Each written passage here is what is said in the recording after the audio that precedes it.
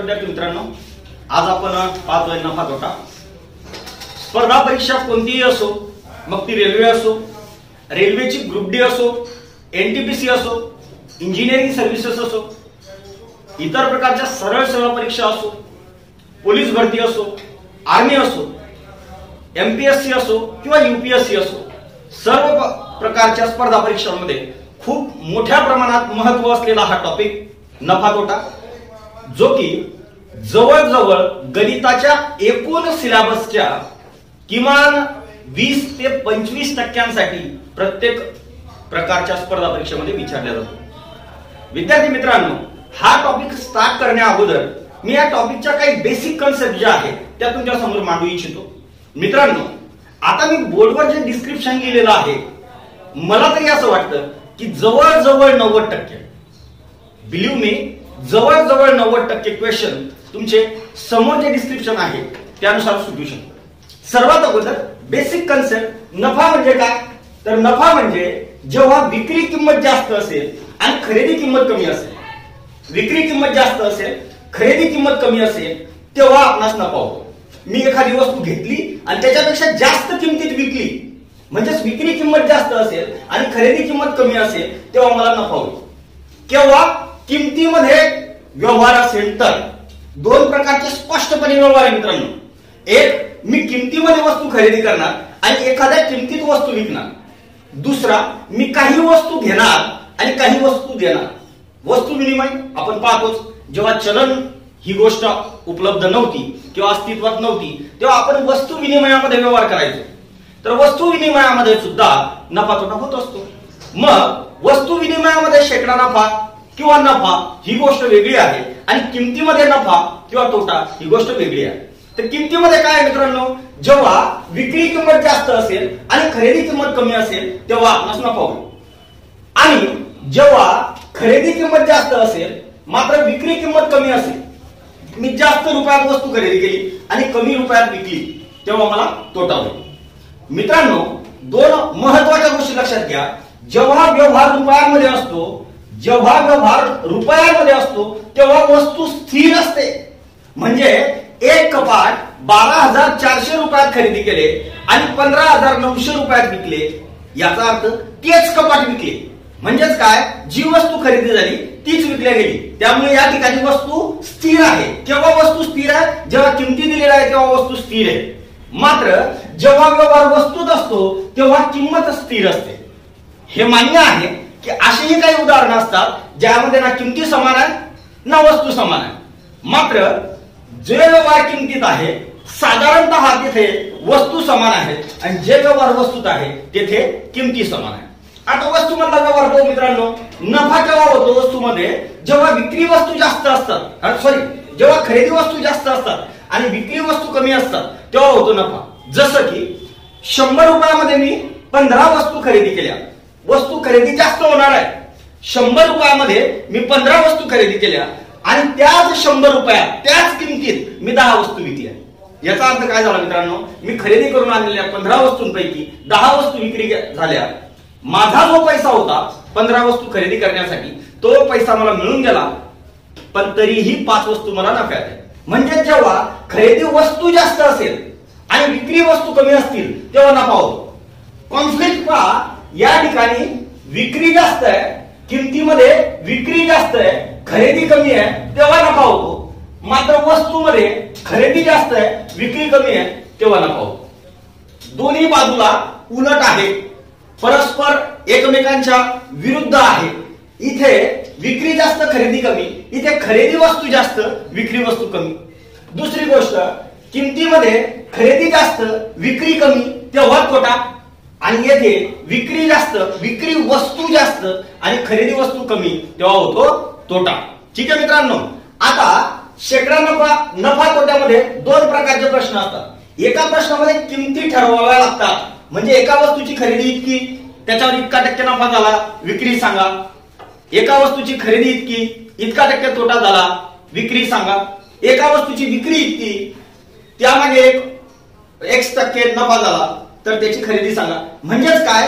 एक तर विक्री किंमत दिलेली असेल, खरेदी विचारलेली असेल, किंवा खरेदी किंमत दिली असेल, विक्री विचारली असेल, शेकडा नफा झाला असेल, शेकडा तोटा झाला असेल। एक तर छापील किंमत दिली असेल, विक्री विचारली असेल, किंवा विक्री किंमत दिली असेल, छापील विचारलेली असेल. असेही काही उदाहरण आहेत ज्यामध्ये विक्री किंमतच दिली जाते आणि विक्री किंमतच विचारली जाते. ते पण कसे सोडवायचे ते आपण पाहू. मित्रांनो, नेहमी लक्षात ठेवा, नेहमी जोपर्यंत वस्तू खरेदी होत नाही तोपर्यंत ती विकल्या जात नाही. म्हणजेच पहिला नंबर येतो खरेदी किमतीचा. जोपर्यंत खरेदी नाही तोपर्यंत ती विक्री होऊ शकत नाही. म्हणजे खरेदी अगोदर होणार, विक्री नंतर होणार. मग खरेदी जर का अगोदर होणार तर खरेदी किंमत दिली, विक्री विचारली, म्हणजे सरळ सरळ विचारलं. खरेदी दिली, विक्री करायची.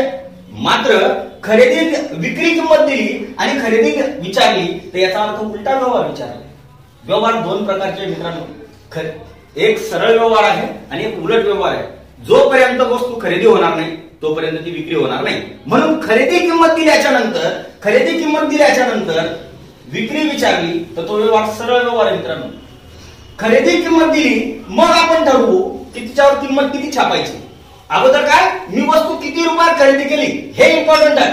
वस्तू किती रुपयात खरेदी केली हे माहित झाल्याच्या नंतर त्याच्यावर किती किंमत छापायची हे ठरेल. म्हणजेच काय, खरेदीकडून छापीलकडे जाणं सरळ व्यवहार, खरेदीकडून विक्रीकडे जाणं सरळ व्यवहार. याचा दुसरा अर्थ होतो खरेदीकडून कुठेही जाणं सरळ व्यवहार.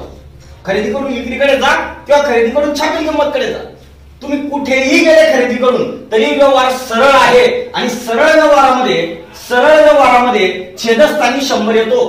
सरळ व्यवहारामध्ये छेदस्थानी 100 येतो.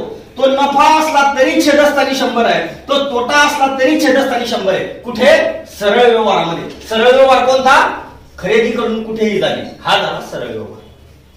आता तो उलटा व्यवहार. उलटा व्यवहार काय, अगोदर विक्री नंतर खरेदी, अगोदर विक्री नंतर छापील. मित्रांनो, डिस्काउंट वाली कुठली आपण गोष्ट घेतो तेव्हा दुकानदार पहिल्यांदा तिच्यावर किती किंमत छापली आहे हे पाहतो. म्हणजे पहिले काय, छापील. पण उदाहरणार्थ जर विक्री किंमत अगोदर दिली आणि छापील विचारली, याचा अर्थ पहिली जी किंमत आहे ती विचारली आहे आणि जी दुसरी किंमत होती ती देऊन टाकली आहे. याचा अर्थ उलट्या मार्गाने जायचं. जी दुसरी आहे ती दिलेली आहे आणि जी पहिली आहे ती विचारली आहे. पहिली दिलेली असती तर सरळ झालं असतं, पण पहिली विचारली आहे तर उलटा झाला. म्हणजेच काय, विक्रीकडून कुठेही जा, उलटा व्यवहार असेल. दोन गोष्टी लक्षात ठेवा, खरेदीकडून कुठेही जाणे सरळ व्यवहार, खरेदीकडून तुम्ही विक्रीकडे जा, खरेदीकडून तुम्ही छापीलकडे जा, व्यवहार आहे सरळ. आणि विक्रीकडून तुम्ही कुठेही जा, विक्रीकडून कुठे जाऊ शकता, तीनच किमती आहे, खरेदी, विक्री, छापील. विक्रीकडून एक तर तुम्ही खरेदीकडे जाऊ शकतात, विक्रीकडून एक तर तुम्ही छापीलकडे येऊ शकता. विक्रीकडून या दोघांकडे जाणे उलटा व्यवहार आहे, विक्रीकडून खरेदीकडे जाणे उलटा व्यवहार आहे, विक्रीकडून छापीलकडे जाणे उलटा व्यवहार आहे. खरेदीकडून विक्रीकडे जाणे सरळ व्यवहार आहे, खरेदीकडून छापीलकडे जाणे सरळ व्यवहार आहे. आता पुढची कन्सेप्ट मित्रांनो, छापील आणि विक्री, छापील आणि खरेदी मधलं रिलेशन. अगोदर वस्तू खरेदी होईल का किंमत छापली जाईल, अगोदर किंमत वस्तू खरेदी होईल. खरेदी झाल्याच्या नंतर छापील विचारली तर सरळ म्हणा. मात्र छापील किंमत दिली आणि खरेदी विचारली तर उलटा व्यवहार म्हणा. कारण अगोदर किंमत कसं काय छापली जाईल, जोपर्यंत आपण वस्तू खरेदी करत नाही तोपर्यंत ती किंमत छापूच शकत नाही. म्हणजे छापील किमतीकडून खरेदी किमतीकडे येणे उलटा व्यवहार आहे. छापील किमतीकडून विक्री किमतीकडे जाणे बरोबर आहे. छापील किंमत अगोदर, विक्री किंमत नंतर. छापील किमतीकडून विक्रीकडे जाणे सरळ, आणि तुम्हाला सांगितलं विक्रीकडून कुठेही जा व्यवहार उलटा आहे. साधी गोष्ट आहे मित्रांनो. खरेदीकडून कुठेही जा व्यवहार सरळ, विक्रीकडून कुठेही जा व्यवहार उलट. छापीलकडून विक्री सरळ, छापीलकडून खरेदी उलट. मित्रांनो, हे जर पॉइंट तुम्ही नोट करून घेतले तर हा पूर्ण टॉपिक तुम्हाला समजायला सोपा जाईल. जवळजवळ पुस्तकात तुम्ही कुठल्याही प्रकाशनाचं कोणतंही पुस्तक घ्या, मी गॅरंटी देतो की त्यामध्ये नफा तोट्यामध्ये काही पुस्तकांमध्ये 32 पासून काही पुस्तकांमध्ये 39-40 पर्यंत सूत्र आहेत. मित्रांनो, मी तुम्हाला बेसिक 3 सूत्रांच्या पलीकडे कुठलंही सूत्र सांगणार नाही आहे. बेसिक 3 सूत्र जर सोडले तर या संपूर्ण टॉपिकसाठी तुम्हाला नॉट अ सिंगल फॉर्म्युला, एकही फॉर्म्युला लागणार नाहीये. फक्त बेसिक 3 फॉर्म्युला लागतील. शेकडा नफा, शेकडा तोटा आणि शेकडा सूटचे 3च बेसिक फॉर्म्युला लागणार आहे. बाकी कुठलाही फॉर्म्युला लागणार नाही. पण ही कन्सेप्ट जर लक्षात आली नाही तर प्रत्येक प्रश्न सोडवण्यासाठी तुम्हाला एक वेगळ्या प्रकारचा फॉर्म्युला लागेल. आणि दुसरी गोष्ट मित्रांनो, स्पर्धा परीक्षेचं स्वरूप सध्याच्या कंडिशनला असं आहे की उदाहरण सरळ तुम्हाला माहित असलेल्या सूत्रावर येणारच नाही. उदाहरणार्थ मध्ये काहीतरी असा बारकावा दिलेला असेल जेणेकरून तुमचा फॉर्म्युला चालणार नाहीये. म्हणून तुम्हाला हे समजूनच घ्यावं लागेल. काय समजून घ्यावं लागेल? खरेदीकडून कुठेही जा सरळ व्यवहार, विक्रीकडून कुठेही जा उलटा व्यवहार, छापीलकडून खरेदीकडे उलटा व्यवहार. कारण खरेदीकडे कुठूनही आलं तुम्हाला उलटं जायचंय. खरेदीकडून कुठेही जाणे तर सरळ जाणे, खरेदीवर कुठूनही यायचं उलट यायचंय. मग छापीलकडून खरेदीकडे येणं पण उलटा आणि विक्रीकडून खरेदीकडे येणं सुद्धा उलटाच व्यवहार आहे. मित्रांनो, सरळ व्यवहार आणि उलटा व्यवहार जर समजला असेल तर हा धडा पुढे कॅरी करा. नाही तर आतापर्यंतचं जे माझं लेक्चर झालं हे परत रिवाइंड करून परत ऐका. जोपर्यंत सरळ व्यवहार आणि उलटा व्यवहार समजत नाही तोपर्यंत नफा तोट्याला पुढे जाऊन उपयोग नाही. आता पुढची गोष्ट, सरळ व्यवहारामध्ये तुम्हाला सरळ अपूर्णांक वापरायचा आहे आणि उलट्या व्यवहारात तुम्हाला उलटा अपूर्णांक वापरायचा आहे. आता सरळ अपूर्णांक काय भानगडे पहा. समजा एखाद्या व्यवहारामध्ये 10% नफा झालेला असेल, एखाद्या व्यवहारात 10% नफा झालेला असेल, 10% नफा. 10% नफा म्हणजे काय? 100ची वस्तू 110 ला विकली. 10% नफा झालेला असेल तर 100ची वस्तू कितीला विकली? 110. मग सरळ व्यवहारामध्ये 100 खाली घ्या आणि 110 वरती घ्या. उलट्या व्यवहारामध्ये 100 वरती घ्या, 110 खाली घ्या. लक्षात घ्या, नफा झाला असेल तर तो व्यवहार सरळ राहो की उलटा राहो 110च होणार. 110 होणार. उलटा व्यवहार असला तरी 110, सरळ व्यवहार असला तरी 110. कारण 10% नफा आहे. नफा म्हणजे जास्त मिळणारे पैसे. 100 मागे 10 जास्त मिळाले. इथं पण 110 असणार, इथं पण 110 असणार. फक्त सरळ व्यवहारात अंशस्थानी असेल, उलट्या व्यवहारात छेदस्थानी असेल. जर 20% तोटा झालेला असेल, 20% तोटा झालेला असेल तर सरळ व्यवहारात 100 खाली राहील, 20 कमी होऊन वरती येणार. म्हणजे 100ची वस्तू 80 ला विकली. तोटा आहे म्हणजे उलटा जरी व्यवहार असला तरी 100ची वस्तू 80च होणार. फक्त 100 अंशस्थानी जाणार, 80 छेदस्थानी येणार. 30% सूट आहे. समजा 30% सूट दिली. 30% सूट दिली म्हणजे 100 मागे 30 सुटले. 100 मागे 30 सुटले म्हणजे द्यायची किती आहे? 70. मग सरळ मध्ये 70 वरती 100 खाली, उलट मध्ये 100 वरती 70 खाली. लक्षात घ्या, सरळ व्यवहारात प्रत्येक ठिकाणी 100 खालीच आहे आणि उलट्या व्यवहारात 100 नेहमी वरतीच आहे. गोष्ट लक्षात आली असेल तुमच्या. सरळ व्यवहारामध्ये तुम्हाला सरळ अपूर्णांक वापरायचा आहे, उलट्या व्यवहारात उलटा अपूर्णांक वापरायचा आहे. सरळ व्यवहार तुम्हाला जर कळला तर सरळ अपूर्णांकात छेद 100 घ्या. उलटा व्यवहार जर तुम्हाला कळला तर उलट्या व्यवहारात 100 अंशस्थानी घ्या. ठीक आहे मित्रांनो, हे झाल्या किमतीकडून किमतीकडे जाण्याची उदाहरणे. आता पुढचा टाईप आहे उदाहरणाचा, शेकडा नफा, शेकडा तोटा आणि शेकडा सूट ठरवणे. याच्यात महत्वाची अंडरलाईन करून एक गोष्ट घ्या, नफा आणि तोटा नेहमी खरेदी किमतीवर होतो. नफा आणि तोटा हा नेहमी खरेदी किमतीवर कॅल्क्युलेट होतो आणि शेकडा सूट ही नेहमी छापलेल्या किंमतीवर आकारले जाते.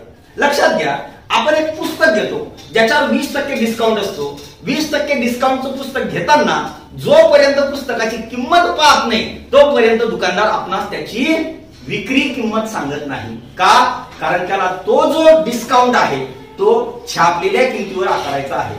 त्याने ते पुस्तक किती रुपयात खरेदी केलं याच्यावर डिस्काउंट नाही आहे. तो तुम्हाला ते पुस्तक किती रुपयात विकतोय याच्यावर डिस्काउंट नाही आहे. डिस्काउंट कशावर आहे? त्या पुस्तकावर छापलेली किंमत किती. त्यामुळे तो आपण हे पुस्तक किती रुपयात आणलं हे न पाहता, आपण हे पुस्तक किती रुपयात विकतोय हे न पाहता त्याच्यावर छापलेली किंमत किती आहे हे पाहतो. म्हणून डिस्काउंट देण्यासाठी छापील किंमत गरजेची आहे. लक्षात घ्या, तुम्हाला शेकडा नफा शेकडा तोटा नेहमी कशावर आकारायचा आहे? खरेदी किमतीवरच आकारायचा आहे आणि शेकडा सूट ही छापील किमतीवर आकारायची आहे. विक्री किंमतवर नफा तोटा किंवा शेकडा सूट आकारली जात नाही, कॅल्क्युलेट होत नाही. त्यामुळे मित्रांनो दोन प्रकारचे व्यवहार आहे. एक व्यवहार रुपयांमध्ये होणारा ज्यामध्ये वस्तू स्थिर आहे, एक व्यवहार वस्तूत होणारा जिथे किंमत समान आहे. आता जे रुपयांमध्ये होणाऱ्या व्यवसायामध्ये शेकडा नफा आकारताना नफा जेवढा झाला असेल तेवढा घ्या, खरेदी किंमत घ्या, गुन्ह्याला 100 घ्या. शेकडा तोटा आकारताना तोटा जितका झाला असेल तेवढा घ्या, खरेदी किंमत घ्या, गुन्ह्याला 100 करा. आणि शेकडा सूट आकारताना सूट जितकी झाली तितकी, छापलेली किंमत जितकी, मी अगोदरच एक्सप्लेन केलं, सूट ही छापील किमतीवर दिली जाते, गुन्ह्याला 100 करा. मात्र बारकावा लक्षात घ्या मित्रांनो, सर्व क्लासेसमध्ये सर्व स्पर्धा परीक्षेच्या विद्यार्थ्यांना ही ओळ सांगितल्या जाते की शेकडा नफा शेकडा तोटा हा नेहमी खरेदी किमतीवर होतो, पण मात्र विद्यार्थी मित्रांनो, जर का हा व्यवहार वस्तूमध्ये असेल तर शेकडा नफा शेकडा तोटा हा नेहमी विक्री झालेल्या वस्तूवर आकारला जातो। रुपयांमध्ये असेल तर खरेदी किमतीवर, मी अगोदरचं विवेचन किमतीवर दिलेलं आहे।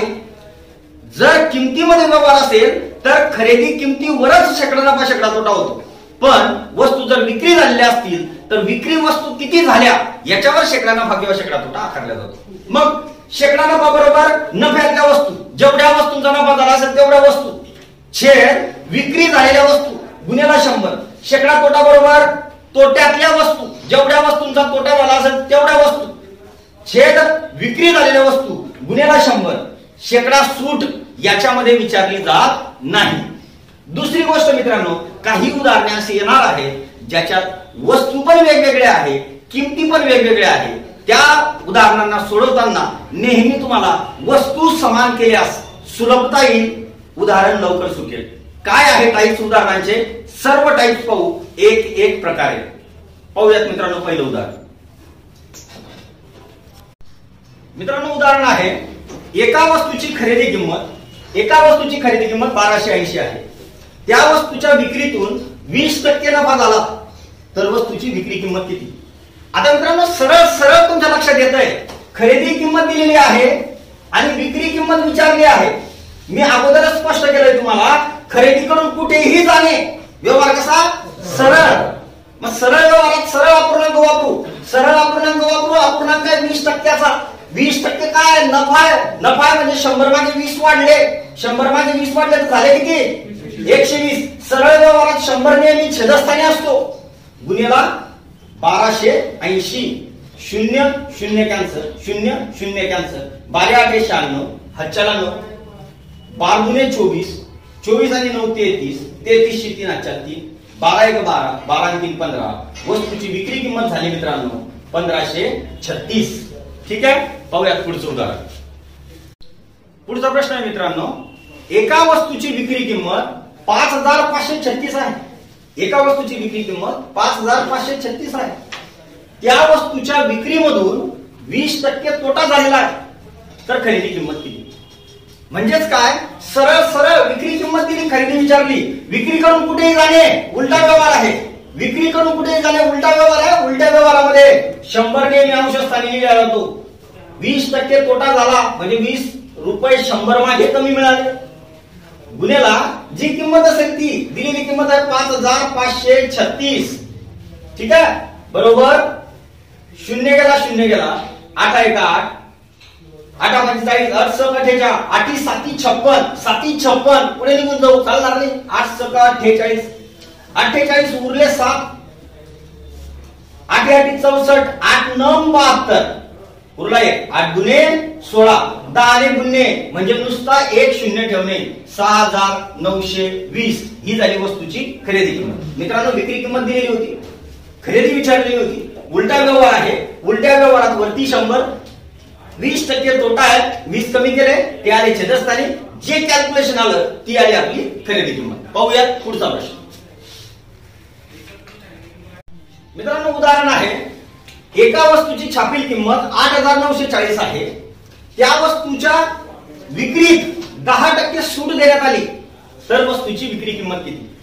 आता बघा, छापील किंमत दिलेली 8940 आणि सरळ सरळ आपल्या पहिल्या माझ्या विवेचनामध्ये तुमच्या लक्षात आलंय, विक्रीकडे कुठूनही जा उलटाच व्यवहार आहे। सॉरी, विक्रीकडे कुठूनही जा सरळच व्यवहार आहे, विक्री करून कुठेही जाणे उलटा व्यवहार। आता विक्रीकडे यायचंय म्हटल्यानंतर उलटा आहे, सॉरी सरळ आहे। विक्री करून जायचं असतं तर उलटा व्यवहार राहिला असता। सरळ व्यवहारात छेदस्थानी 100, सरळ व्यवहारात छेदस्थानी 100। आता सूट आहे म्हणजे कमी केले, किती कमी केले 10%, 100 मागे 10 कमी केले म्हणजे राहिले किती 90, बरोबर 0 0 कॅन्सल, 0 0 कॅन्सल, 9 चौक 36 6 चला 3, 9 9 81 3 84 चला 8, 9 8 72, 72 आणि 8 झाले 80। त्यामुळे वस्तूची विक्री किंमत झाली 8046। ठीक आहे मित्रांनो, पाहूया पुढचा प्रश्न। उदाहरण आहे मित्रांनो याच्या पुढचं, एका वस्तूची विक्री किंमत 6545 आहे। एका वस्तूची विक्री किंमत 6,545 आहे, त्यावरती 30% सूट दिली तर तिची छापील किंमत किती? ऑब्वियसली उदाहरण येणारच हे, दुसरं विचारायला चान्सच नाही. पहिल्या उदाहरणात खरेदी देऊन विक्री विचारली, दुसऱ्या उदाहरणात विक्री देऊन खरेदी विचारली, आता तिसऱ्या उदाहरणात छापील देऊन विक्री विचारली, आता विक्री देऊन छापील विचारणार आहे, दुसरं काय विचारणार ना. याच्यानंतर 2 उदाहरण पुन्हा येतील, खरेदी देऊन छापील विचारणे, छापील देऊन खरेदी विचारणे. मी जे अगोदरची आकृती दिली होती त्याच्यामध्ये 6 एरो, खरेदीकडून जाणारे 2, विक्रीकडून जाणारे 2 आणि छापील किमतीकडून जाणारे 2 एरो. एक एरो म्हणजे एक एक्झाम्पल, एक टाईप एक्झाम्पलचं, त्यातही 2 उदाहरणं निर्माण होतात. मी एकच घेतोय, एक उदाहरण नफ्याचं येईल, एक उदाहरण तोट्याचं येईल, एक उदाहरण नफ्याचं येईल, दुसरं उदाहरण तोट्याचं येईल. ठीक आहे ना, मी एकच घेतोय आणि तुम्हाला ते चांगलं स्पष्टपणे कळतंय. ठीक आहे, पाहूयात उदाहरण. विक्रीकडून कुठेही जाणे उलटा व्यवहार आहे, विक्रीकडून कुठेही जाणे उलटा व्यवहार आहे. उलट्या उदाहरणात उलट्या व्यवहारामध्ये वरती 100 येईल, 30% सूट. मित्रांनो, तुमच्या आयुष्यामध्ये तुमच्या गणिताच्या जर्नीमध्ये सरळ व्यवहार उलटा व्यवहार हे पहिल्यांदा येत आहे. आजपर्यंत तुम्हाला सरळ व्यवहार उलटा व्यवहार कधी सांगितलंच नाही. मी पहिल्यांदा तुम्हाला सरळ व्यवहार सांगतोय आणि मी पहिल्यांदा तुम्हाला उलटा व्यवहार स्पष्ट करतोय. मित्रांनो, तुम्ही एक संबोध ऐकला असेल, गावात कोणी डुबला, कोणी तोट्यात गेला, कोणाचा व्यवहार डुबला, व्यवसाय डुबला, तर लोक म्हणतात त्याने उलटे व्यवहार केले, उलटे व्यवहार केले. ही गोष्ट आपल्या कानावर आहे, पण ते उलटे व्यवहार म्हणजे काय? अगोदर विकणे नंतर खरेदी करणे, उलटा व्यवहार झाला ना. एखादी प्रॉपर्टी न घेता विकून आलो, चालणार का? फटके खायचे धंदे, बरोबर आहे ना. मला एखादी वस्तू जर विकायची आहे तर पहिले खरेदी करावी लागेल, पण खरेदी करण्याच्या अगोदर विकून आला तर याचा अर्थ पुस्तक विकून टाकलं आणि मग सूट पाहतोय किती टक्के, उलटा व्यवहार झाला. विकून टाकणे पहिले चालणारच नाही, छापीलच पाहावी लागेल. उलटे व्यवहार मी तुमच्या समोर पहिल्यांदा स्पष्ट केले मित्रांनो, आणि ह्या स्पष्टीकरणामधून हा तुमचा पूर्ण टॉपिक पूर्णपणे क्रॅक झालेला आहे. तुम्हाला स्पष्टपणे उदाहरण कळत आहे. मित्रांनो, तुमच्या जवळ ज्याही पब्लिकेशनचं पुस्तक असेल, खोलून बघा, याच टाईपचा प्रश्न बघा, पहा किती लंबा चौडा फॉर्म्युला त्यांनी दिलेला आहे. विदाऊट फॉर्म्युला प्रश्न तुम्ही एका सेकंदामध्ये क्रॅक करता. मित्रांनो, उलटा व्यवहार, उलटा अपूर्णांक, 30% सूट आहे, 30% सूट आहे म्हणजे 30 कमी करावे लागतील. 70 घेतले, दिलेली किंमत जशीच तशी मांडली, 6,545. 0 कॅन्सल झाले मित्रांनो. 7 1 7, 7 9 63, उरले 2, 7 2 14, 7 3 21, उरले 3, 7 5 35. 10 ने गुणणे मोठी गोष्ट नाही मित्रांनो, फक्त 0 ठेवायचा आहे. 9,350 वस्तूची छापील किंमत आहे, 9,350. पाहूया पुढचा प्रश्न.